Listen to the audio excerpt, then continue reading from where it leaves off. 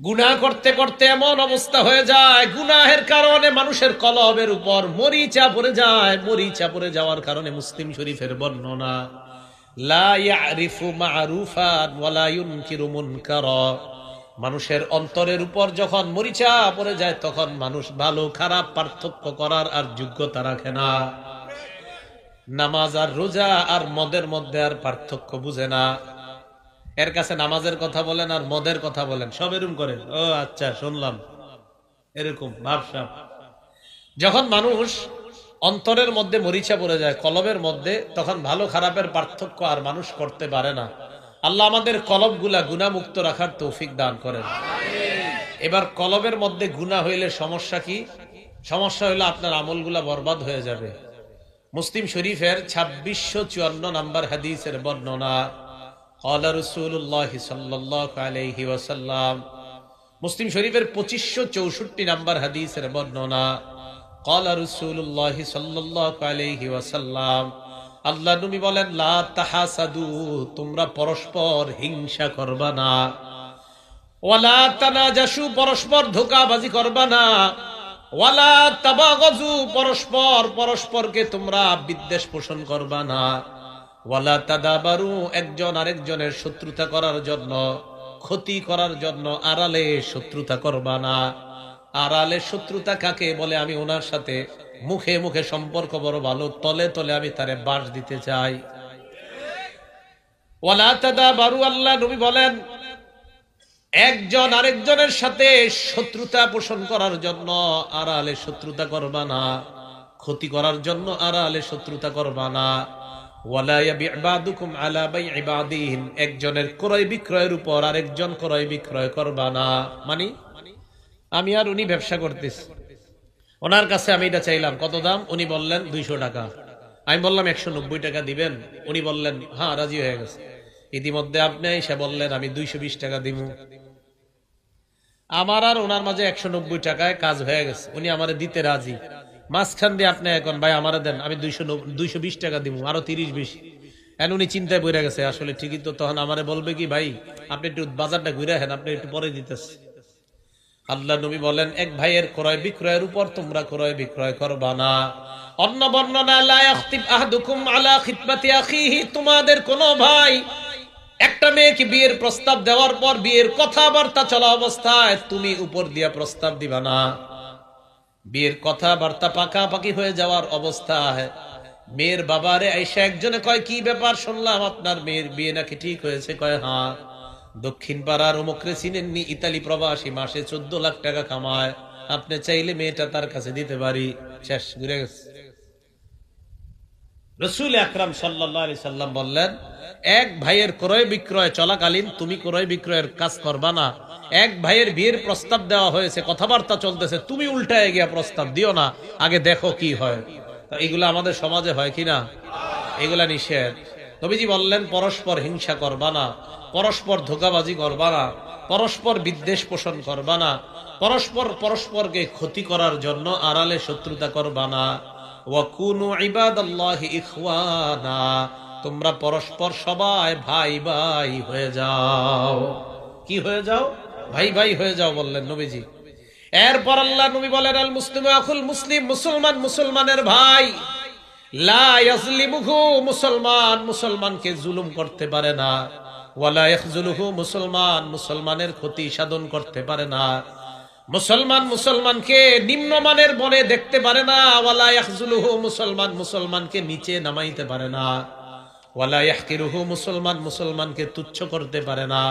আল্লাহ নবী বলেন, বিহাসবি ইমরিইম মিনাশ শাররি আন ইয়াহকিরা আখাহুল মুসলিম, একজন মানুষ খারাপ হওয়ার জন্য এতটুকুই যথেষ্ট, সে তার মুসলমান ভাইকে তুচ্ছ করে, আরেকজনের সামনে অপমান করে। আপনি খারাপ হওয়ার জন্য এতটুকুই যথেষ্ট।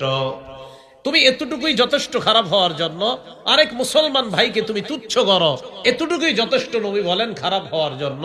হাদিসে বললেন ভাই ভাই হয়ে থাকো। এরপরে কি কয় দেখেন, আত্তাকওয়া হাহুনা, আত্তাকওয়া হাহুনা। আল্লাহ নবী কয় আল্লাহর ভয় এখানে, আল্লাহর ভয় এখানে।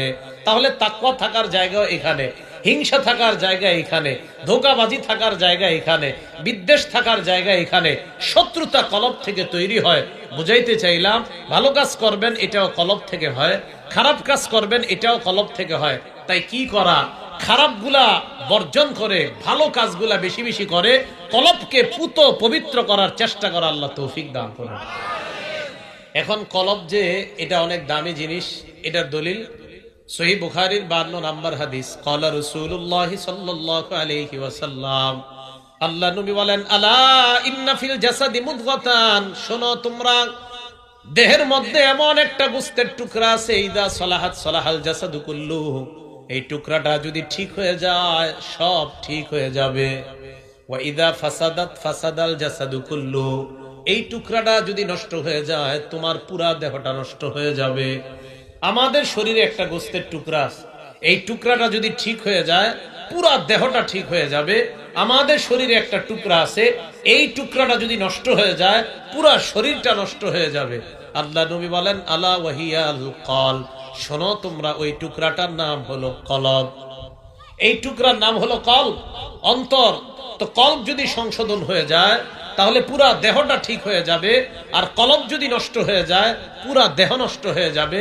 আল্লাহ আমাদের সকলকে কলবকে খারাপ কাজ থেকে হেফাজত করে ভালো কাজের মাধ্যমে যেন এই কলবের পাশাপাশি আমরা দেহটাকে পবিত্র বানাইতে পারি, আল্লাহ তৌফিক দান করেন। তাহলে কলব এটা একটা মূল জায়গা, এটার দ্বারা কখনো অন্য কারো ক্ষতি করার চেষ্টা করা যাবে না। এখন কথা হলো এই কলবটাকে সুন্দর রাখবো আমরা কিভাবে কলবটাকে সুন্দর করা যায়। সূরা রদের 28 নম্বর আয়াতে আল্লাহ বলেন, আল্লাযীনা আমানু ওয়া তাতমাইন্নু কুলুবুহুম বিযিকরিল্লাহ, আলা বিযিকরিল্লাহি তাতমাইন্নুল কুলুব। আল্লাহ বলেন, শোনো তোমরা যারা ঈমান এনেছে এবং যাদের অন্তরগুলো আল্লাহর জিকিরের মাধ্যমে প্রশান্ত হয়, আল্লাহ বলেন শোনো অন্তরগুলা প্রশান্ত হয় আল্লাহর জিকিরের মাধ্যমে। বলেন তো অন্তর প্রশান্ত হয় কিসের মাধ্যমে? আল্লাহর জিকিরের মাধ্যমে অন্তরগুলা প্রশান্ত হয়। তাহলে এই কলবটা প্রশান্ত বানানো দরকার আছে না নাই? আমার আপনার কলবটা যেন এদিক সেদিক না যায়, আল্লাহ নবী একটা দোয়া আমাদেরকে শিখিয়ে দিয়েছেন। মুসলিম শরীফের 2654 নম্বর হাদিসের বর্ণনা, এদিক তাকান। ক্বালা রাসূলুল্লাহ সাল্লাল্লাহু আলাইহি ওয়াসাল্লাম, আল্লাহ নবী বলেন, ইন্না কুলুবা বানি আদম কুল্লাহা বাইনা ইসবাইনি মিন আসাবির রহমান। নবীজি বলেন, আদম সন্তানের সমস্ত কলবগুলা রহমানের 2 আঙ্গুলের মাঝে থাকে, কাকলবিন ওয়াহিদিন, একটা কলবের মতো। না আপনারা আবার বুঝেন, সারা পৃথিবীর মানুষের কলবগুলা রহমানের এই 2 আঙ্গুলের মাঝে একটা কলবের মতো। মানি আমাদের এই কোটি কোটি মানুষের কলবগুলা এট এ টাইম, একই মুহূর্তে আল্লাহ পাক রব্বুল আলামিন দেখতেছেন। সব কলব এইখানে আছে আল্লাহর এইখানে। এবার কি করে দেখেন, নবীজি বলেন, ইউসাররিফুহু হাইসু ইয়াশা, আল্লাহ যেইভাবে চায় এইভাবে এই কলব ঘুরাইতে পারেন। এই জন্য আল্লাহ নবী শিখিয়ে দিলেন, আল্লাহুম্মা মুসাররিফাল কুলুব সাররিফ কুলুবানা আলা তাআতিক। আল্লাহ নবী আল্লাহর কাছে দোয়া করতেন, আল্লাহ অন্তরের পরিবর্তনকারী আল্লাহ, আমাদের অন্তরগুলা যেদিকেই তুমি নাও, পরিবর্তন করে যেদিকেই নাও আল্লাহ তোমার ইবাদতের দিকে নিয়ে যাও। বলেন কলব এট এ টাইম আমাদের কোটি কোটি। আরে বারবার উঠছেন কেন আপনি? বসেন না। এই সপ্তাহে একদিন ভিডিও করবেন, ডেইলি ভিডিও করা দরকার আছে। আর ভিডিও করবেন না, সপ্তাহে একদিন করবেন। বুখারী শরীফের 70 নম্বর হাদিস, ইবনে আব্বাসের বর্ণনা, আব্দুল্লাহ ইবনে মাসউদের বর্ণনা। সপ্তাহে একদিন ওয়াজ হলে যথেষ্ট। এরা তো আর প্রতি বছর শুনবে না। সপ্তাহে একটা ভিডিও করে ছাড়বেন, ওই এক ভিডিও দেখলেই হবে। সপ্তাহে কয়টা ওয়াজ যথেষ্ট? সপ্তাহে, হ্যাঁ, সহিহ বুখারী 70 নম্বর বর্ণনা, সপ্তাহে এক ভিডিও হইলে যথেষ্ট। হ্যাঁ, বাস ভিডিও বন্ধ। এখন সপ্তাহে একদিন ভিডিও করবেন, এখন থেকে ডেইলি আর আসবেন না, এই ডিস্টার্ব হয় মানুষের। রাসূল আকরাম সাল্লাল্লাহু আলাইহি সাল্লাম এইভাবে বললেন যে আদম সন্তানের কলবগুলা রহমানের 2 আঙ্গুলের মাঝে থাকে, যেইভাবে ইচ্ছা তিনি সেইভাবে এই কলব লড়াইতে পারেন।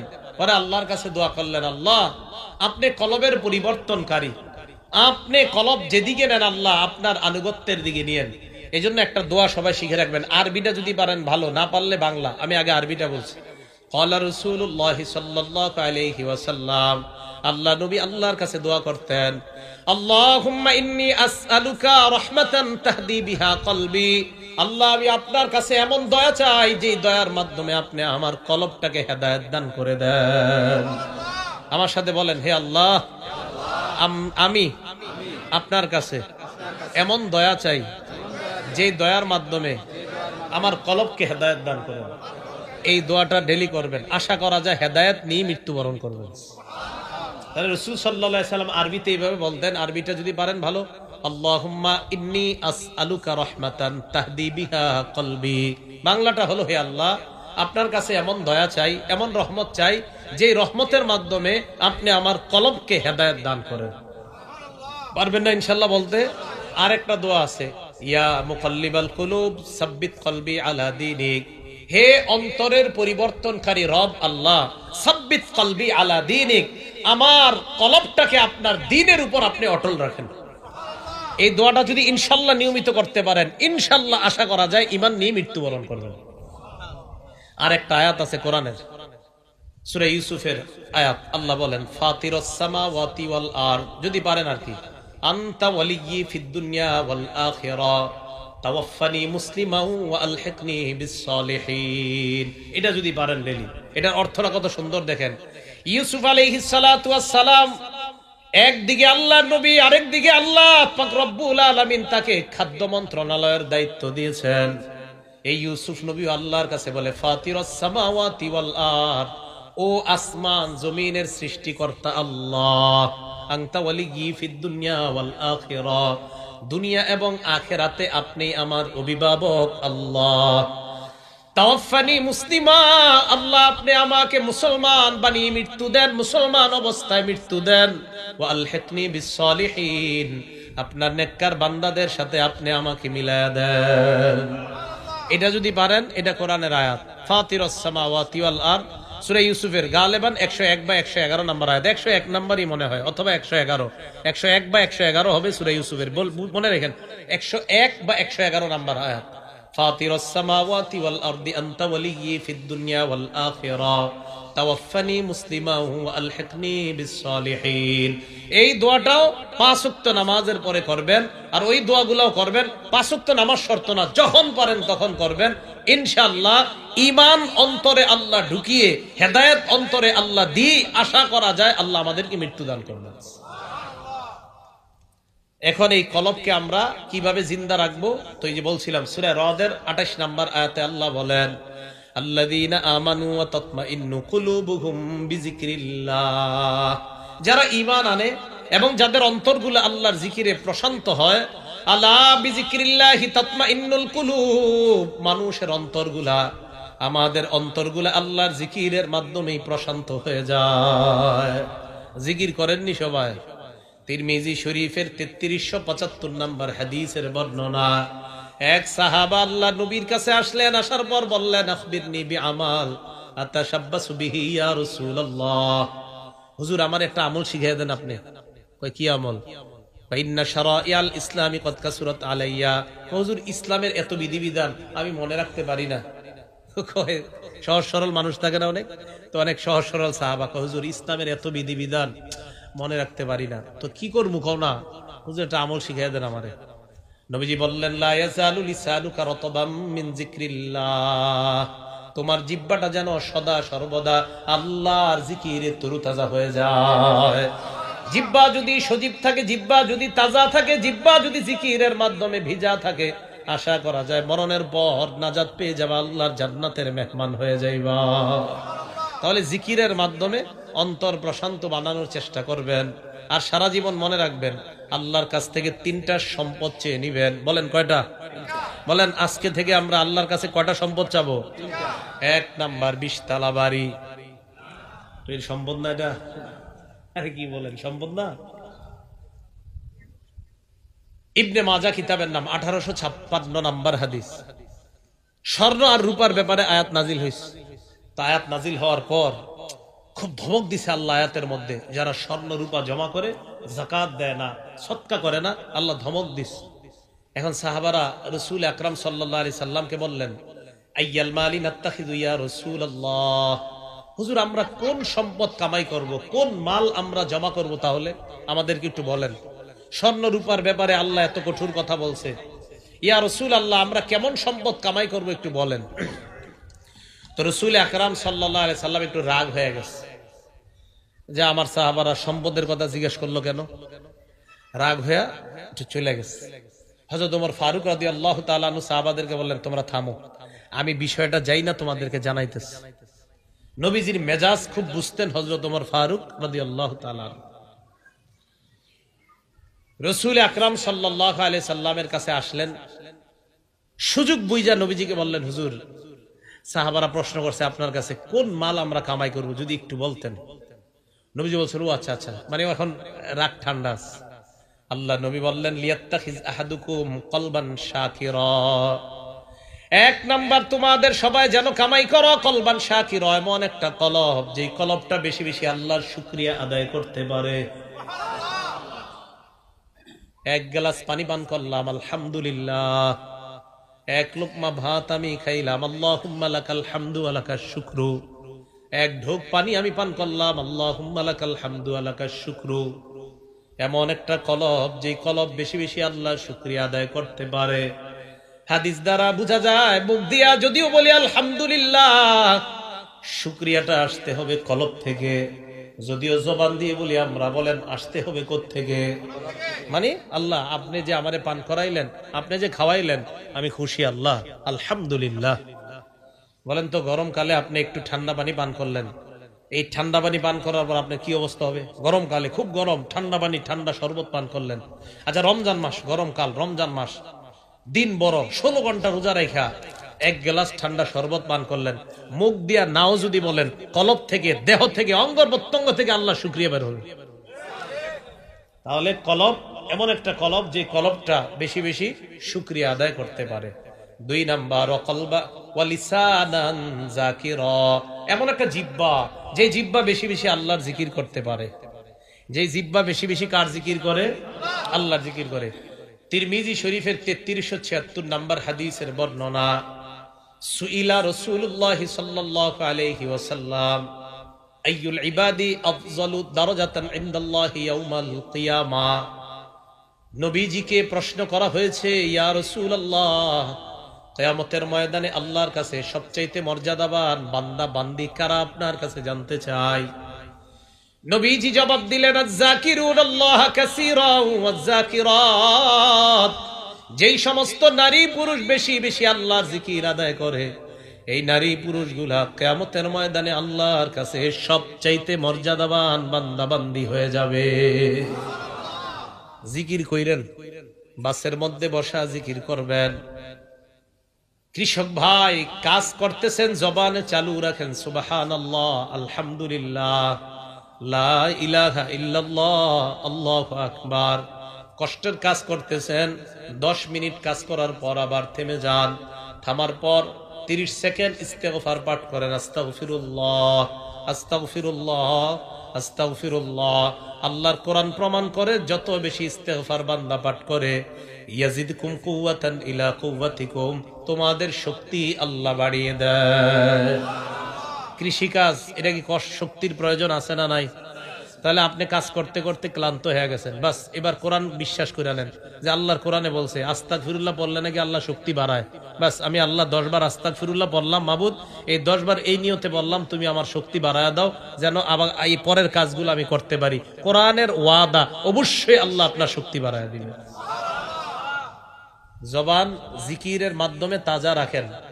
মা বোনরা রান্না করতেছেন, রান্না করার সময় জবানটা চালু রাখেন। আবু হুরায়রা রাদিয়াল্লাহু তাআলা আন গাছ লাগায়, নবীজি আবু হুরায়রা রাদিয়াল্লাহু তাআলা আনহুর পাশ দিয়ে যাইতেছেন। আল্লাহ নবী বললেন, মাল্লাযী তাগরিসু ইয়া আবা হুরায়রা, আবু হুরায়রা তুমি কি লাগাও, কি গাছের চারা তুমি রোপণ করো আবু হুরায়রা? আবু হুরায়রা জবাব দেয়, গিরাসান লি ইয়া রাসূলুল্লাহ, হুজুর আমার নিজস্ব একটা গাছের চারা রোপণ করতেছি। আল্লাহ নবী বললেন, আলা আদুল্লুকা আলা গিরাসিন খায়রিন লাকা মিন হাযা, আমি কি তোমাকে এর চাইতে উত্তম গাছের কথা বলবো না, যে গাছটা তোমার এই দুনিয়ার গাছের চাইতে 1000 গুণ বেশি উত্তম? কয় হুজুর এটা আবার কি? আল্লাহ নবী কয়, আবু হুরায়রা তুমি বলো। বলেন আপনারা, সুবহানাল্লাহ, আলহামদুলিল্লাহ, লা ইলাহা ইল্লাল্লাহ, আল্লাহু আকবার। এই চারটা বাক্য বলার পর আল্লাহ নবী বললেন, আবু হুরায়রা তুগু রাসূলাকা বিকুল্লি ওয়াহিদাতিন শাজারাতুন ফিল জান্নাহ। এই যে চারটা বাক্য তুমি পাঠ করলা, তোমার এই চারটা কথার সাথে সাথে জান্নাতে চারটা গাছের চারা লাগানো হয়ে গেছে। তাহলে বাসের মধ্যে বৈশা রয়েছেন কেন? জিহ্বাটা বন্ধ রাখবেন, জিকির চালু রাখেন। এই জিহ্বা যেন সদা সর্বদা আল্লাহর জিকিরে রত থাকে। আল্লাহ আমাদেরকে এমন একটা জবান আল্লাহর কাছ থেকে চেয়ে নেওয়ার তৌফিক দান করেন। কয় জিনিস চাইতে হবে আল্লাহর কাছে? কয় সম্পদ? তিনটা। এক নাম্বার শুকুর গুজারি কলব, দুই নাম্বার জিকিরকারী লিসান জিহ্বা। মুসলিম শরীফের 2676 নাম্বার হাদিসের বর্ণনা। আমাদের মাদ্রাসার পাঠ্যপুস্তক অনুসারে মোট হাদিসের সংখ্যা হবে 3033টা। এই হাদিসের মধ্যে আসছে আন আবি হুরায়রা রাদিয়াল্লাহু তাআলা আনহু قال بينما رسول الله صلى الله عليه وسلم في طريقه الى مكة। আবু হুরায়রা রাদিয়াল্লাহু তাআলা আনহুর বর্ণনা, আল্লাহর নবী মক্কার পথ ধরে মক্কার দিকে চলতে লাগলেন, মক্কার দিকে রওনা করলেন। ফামাররা আলা জাবালিন ইউকালু লাহু জুমদান। একটা পাহাড়ের পাশ দিয়ে আল্লাহর নবী অতিক্রম করলেন, এই পাহাড়টার নাম হলো জুমদান। নবীজি বললেন, হাদা জুমদান, এটা হলো জুমদান নামক পাহাড়। এরপর আল্লাহ নবী বললেন, সাবাকাল মুফাররিদুনা, সাবাকাল মুফাররিদুন। মুফাররিদুন যারা, তারা অগ্রগামী হয়ে গিয়েছে। মুফাররিদুনরা অগ্রগামী হয়ে গিয়েছে। বলেন আমার সাথে, মুফাররিদুন। সবাই বলেন তো। নবীজি বলেন, মুফাররিদুনরা অগ্রগামী হয়ে গিয়েছে। মুফাররিদুন কারা? হ্যাঁ, আলেম ছাড়া অন্য যারা আছেন সামনে বসান। দুই একজন কইছে না, মানে বাকিরা চিনেন। আপনারা নীরব মানি তো জানেন, মানে জানেন মুফাররিদুন কারা? তো একটু জোরে বলেন, মুফাররিদুন কারা জানেন? এই যে জিনা বা হা না বলার রসুমটা চালু হওয়া দরকার। কারণ আমরা মাহফিল গুলারে কি বানাই নিছি জানেন? হুজুর আপনি লম্বা একটা ঘটনা কবেন, আমি চুপচাপ কাঁথা মুড়ি দিয়ে শুনবো। এটা সত্যি মিথ্যা যাই হোক কোনো ব্যাপার না, আপনি খালি কইতেই থাকবেন। বুঝেন নাই? এই যুগ শেষ, এই যুগের কথা ভুলা যান। মুফাররিদুন কারা আপনারা জানেন না? আরে সাহাবারাও তো জানে না, তা আপনারা কেমনে জানলেন? সাহাবারা প্রশ্ন করলেন, মাল মুফাররিদুন ইয়া রাসূলুল্লাহ, মুফাররিদুন আবার কি জিনিস? আমরা বুঝি নাই, মুফাররিদুন আমাদেরকে বুঝায় দেন। তাহলে আপনাদের কাছে এবার জানতে চাই, আপনারা মুফাররিদুন বুঝছেন নি? এটা কইতে সমস্যা কি? সাহাবারাও বুঝে নাই। আরে আমি পড়ার আগে আমিও তো বুঝি নাই। সাহাবারা প্রশ্ন করলেন, মুফাররিদুন আবার কি জিনিস? আল্লাহ নবী জবাব দিলেন, আয-যাকিরুনাল্লাহ কাসীরা ওয়াজ-যাকিরাত। যে নারী পুরুষ বেশি বেশি আল্লাহর জিকির করে তারাই হলো মুফাররিদুন। কিয়ামতের ময়দানে তারা আগে আগে আল্লাহর জান্নাতের মেহমান হয়ে যাবে। জিকিরকারী নারী পুরুষ তারা মুফাররিদুন। এবার আমার সাথে বলেন, মুফরিদুন। আগেরটা কি শিখলাম? আগামী দিন চা স্টলের সামনে বৈশা এই পেচাল টাচাল না পাইরা একজন আরেকজন দিন শিখাইবেন। বলেন আগেরটা কি শিখলাম? মুফাররিদুন। এখন আরেকটা শিখতেছি, মুফরিদুন। মুফরিদুন কারে বলে জানেননি? হালকা পাতলা মানুষ যারা। কারা কারা হালকা পাতলা আছেন এই জায়গায়? গোস্ত কম শরীরে কারা? দেখি একটু।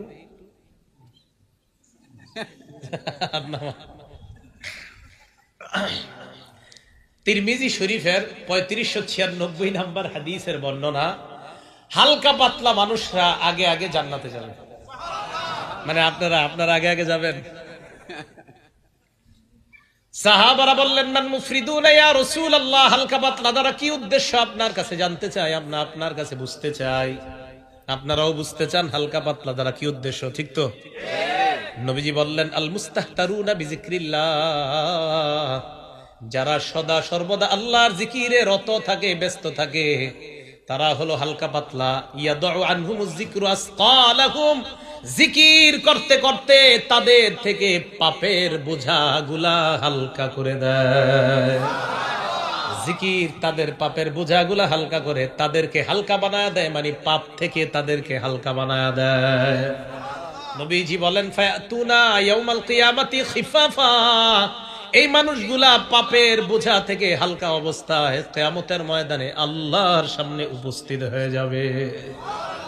তাহলে মুফরিদুন মানে গুনাহ থেকে হালকা পাতলা, পাপের বোঝা থেকে হালকা পাতলা, আর মুফাররিদুন মানি যারা বেশি বেশি জিকির করে, আর মুফরিদুন মানি বেশি বেশি জিকির করতে করতে পাপের বোঝা থেকে হালকা হয়ে যায়। তাহলে আগামী দিন চাই স্টলের সামনে বসে একজন আরেকজনকে এই কথাগুলো বুঝাইতে পারবেন না ইনশাআল্লাহ। আল্লাহ তৌফিক দান করেন, আপনাদের সময়গুলা যেন ভালো কাজে কাটাইতে পারেন, আল্লাহ তৌফিক দান করেন।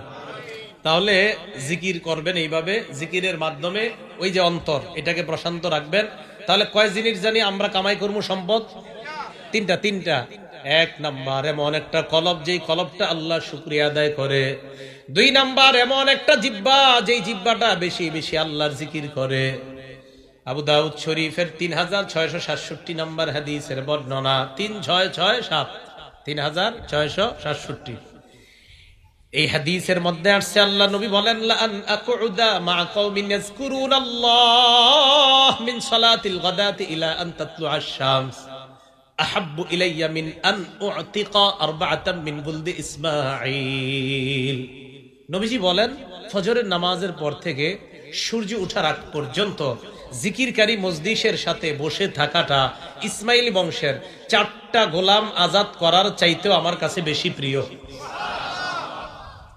ওয়ালা আন আকুদা মা কওমিন ইয়াযকুরুনাল্লাহ মিন সালাতিল আসর ইলা আন তাগরুবাশ শামস আহাব্বু ইলাইয়া মিন আন উতিকা আরবাআ। আসরের নামাজের পর থেকে মাগরিব পর্যন্ত জিকিরকারী মজলিসের সাথে বসে থাকা ইসমাইলি বংশের 4টা গোলাম আজাদ করার চাইতে আমি নবীর কাছে বেশি প্রিয় হয়ে যায়। তাহলে 3টা সম্পদের মধ্যে 2 নাম্বারটা হলো জিকিরকারী জিহ্বা।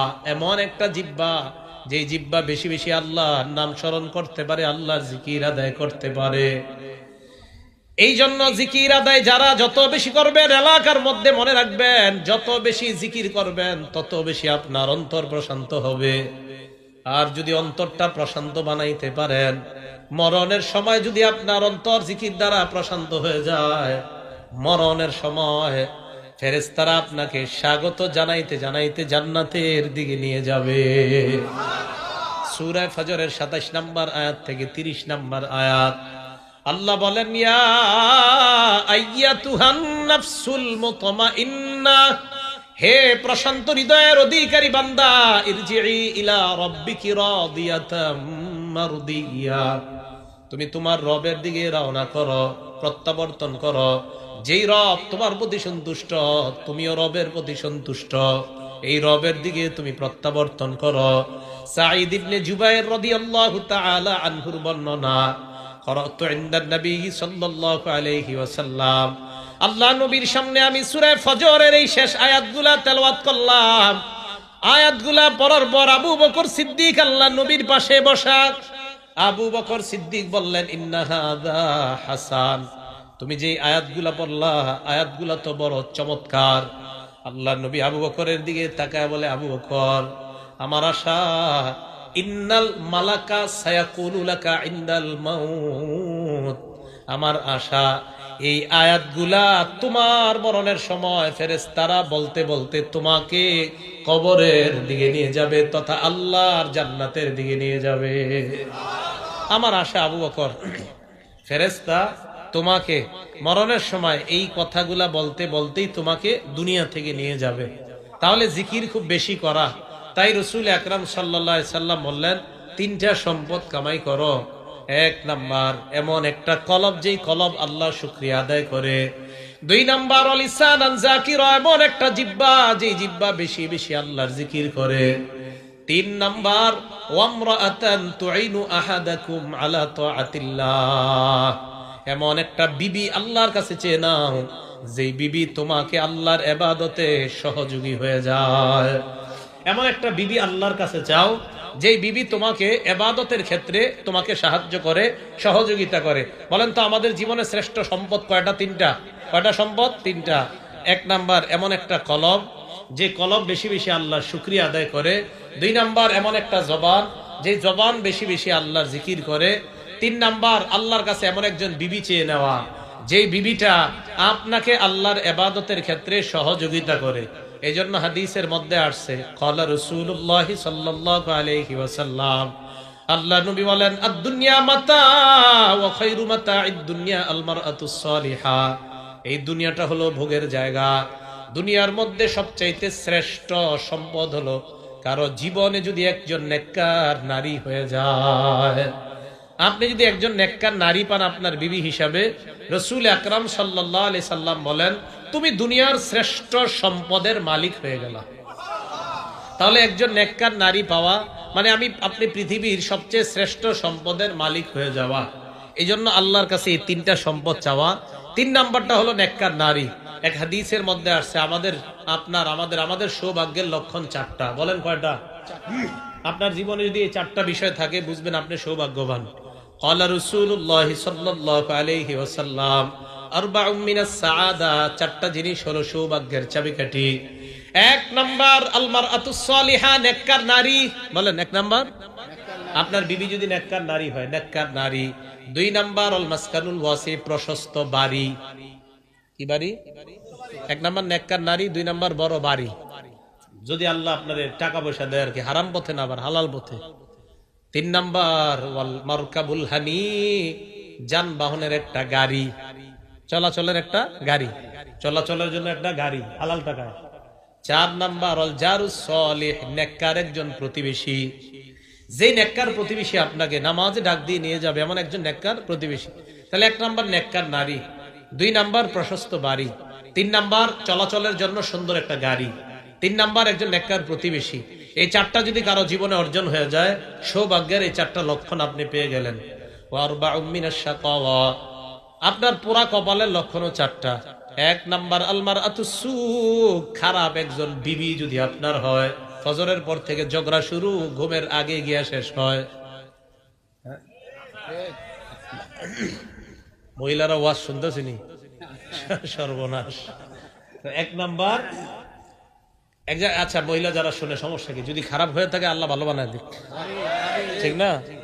যদি 1 নাম্বার খারাপ একটা বিবি, 2 নাম্বার ওয়াল মারকাবুদ দাইয়িকু, সংকীর্ণ বাড়ি, সংকীর্ণ বাড়ি, ছোট বাড়িতে যায়, ছোট বাড়ি এটা আপনার টাকা পয়সা যার কম সমস্যা নাই, কিন্তু নেককার নারীটা জরুরি। তো যাই হোক, হতভাগার 4টা লক্ষণ: 1 নাম্বার খারাপ বিবি, 2 নাম্বার সংকীর্ণ বাড়ি, 3 নাম্বার ওয়াল মারকাবুদ দাইয়িকু, আপনার চলাচল ব্যবস্থা ভালো না। এই জায়গায় গাড়ি না থাকা মানে চলাচল ব্যবস্থাটাই ভালো না। 3 নাম্বার বুঝবেন জীবনে যে কত কষ্ট। হ্যাঁ, যারা এই যে নদী পার হয়ে এক পার থেকে আরেক পারে যায়, জিজ্ঞাসা করবেন কতটা কষ্ট লাগে ওনাদের, কত দোয়া করে আল্লাহর কাছে একটা ব্রিজের জন্য। 4 নাম্বার রাসূল আকরাম সাল্লাল্লাহু আলাইহি সাল্লাম বলেন ওয়াল জারুস সু, খারাপ একজন প্রতিবেশী। ফজরের পর উঠে বলে কি ব্যাপার, আমার গাছের বরুইটা তোমার ছেলে খাইলো কেন, শুরু হয়ে যায় বাস। এই হলো খারাপ প্রতিবেশী যদি হয়, তো বুঝবেন আপনার কপাল খারাপ হওয়ার এই 4 লক্ষণ হয়ে গেছে। এর মধ্যে ভালো লক্ষণ কয়টা? 4টা। এর মধ্যে 1 নাম নেককার নারী। আল্লাহ সবার বিবি যারা আছে তাদেরকে আল্লাহ নেককার বানায়া দেন, বিবিদেরকে আল্লাহ নেককার বানায়া দেন। তো যাই হোক, বলতেছিলাম কলবান শাকির, 3 সম্পদের শ্রেষ্ঠ 3টা সম্পদের 1 নাম্বার সম্পদের নাম কলবান শাকির, এমন একটা কলব যে কলব বেশি বেশি আল্লাহর শুকরিয়া আদায় করতে পারে। মুসলিম শরীফের 2564 নাম্বার হাদিসের বর্ণনা।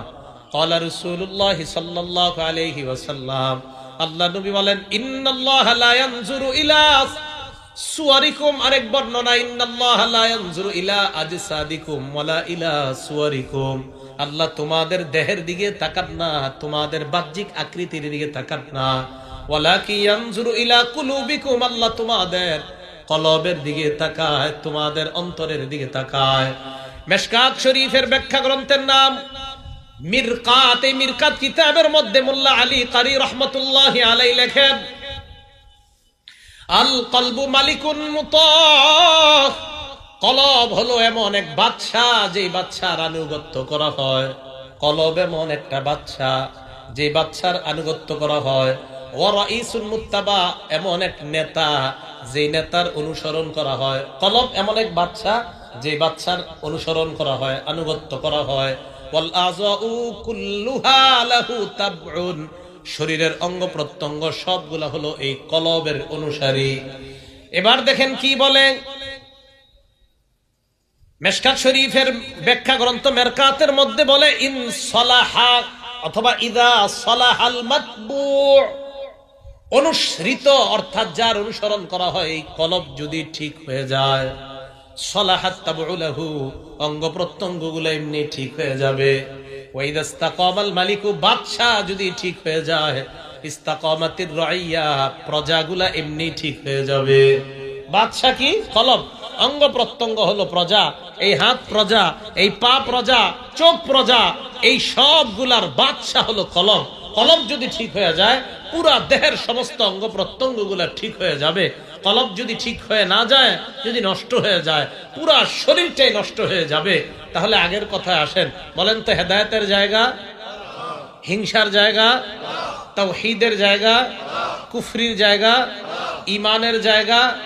তাহলে ইমানের জায়গা, হাসাদের জায়গা, রিয়ার জায়গা, ধোঁকা দেওয়ার জায়গা, মানে ভালো যা করবেন এটার জায়গা কলব, হেদায়েতের জায়গা কলব, ইমানের জায়গা কলব, কোরআনের জায়গা কলব, হিংসার জায়গা কলব। তাই রাসূল আকরাম সাল্লাল্লাহু আলাইহি সাল্লাম বললেন, শোনো, দেহের মধ্যে এমন একটা টুকরা আছে, এই টুকরা যদি ঠিক হয়ে যায়, পুরা দেহটা ঠিক হয়ে যাবে। এই টুকরা যদি নষ্ট হয়ে যায়, পুরা দেহটা নষ্ট হয়ে যাবে। এই টুকরাটার নাম হলো কলব। আল্লাহ আমাদের সকল নারী পুরুষ সবাইকে এই কলব নামক টুকরাকে যেন আমরা পরিশুদ্ধ করে সুস্থ দেহে সুন্দর একটা দেহ তথা একটা পরিশুদ্ধ দেহ নিয়ে, মানে দেহ ঠিক হবে যদি কলব ঠিক হয়, এমন একটা কলব নিয়ে যেন আল্লাহর কাছে যাইতে পারি, যে কলবকে কোরআনের ভাষায় কলবে সালিম বলা হয়েছে। আল্লাহ পাক রব্বুল আলামিন বলেন, সেদিন তোমার সম্পদ, তোমার সন্তান কোনো কাজে আসবে না, ইল্লা মান আতাল্লাহা বিকলবিন সালিম। যদি সুস্থ একটা অন্তর নিয়ে আসতে পারো, এই অন্তরওয়ালা মানুষটাই কাজে আসবে, এই ব্যক্তিটাই জান্নাতের মেহমান হয়ে যাবে। তাহলে কলবে সালিম যেন আমরা কামাই করে আল্লাহর কাছে যেতে পারি, আল্লাহ তৌফিক দান করেন। বেশি বেশি জিকির করব। মা বোন যারা রান্না করার সময় জিকির করবেন, ঝাড়ু দেওয়ার সময় জিকির করবেন, বাচ্চাকে দুধ পান করানোর সময় জিকির করবেন, রান্না সাধারণত ওযু করে করার চেষ্টা করবেন। মা বোনরা অসুস্থ অবস্থায়ও জিকির করতে পারবেন। বলেন, কি বললাম? হ্যাঁ, অসুস্থ আল্লাহর পক্ষ থেকে মাসে তারা একটা অসুস্থ হয়, তো মা বোনরা যে মাসে যে অসুস্থ হয় আল্লাহর পক্ষ থেকে যেটা, এই অসুস্থতার সময়ও কি করতে পারবে? নামাজ পড়তে পারবে না, কিন্তু কি করতে পারবে? জিকির করতে পারবে।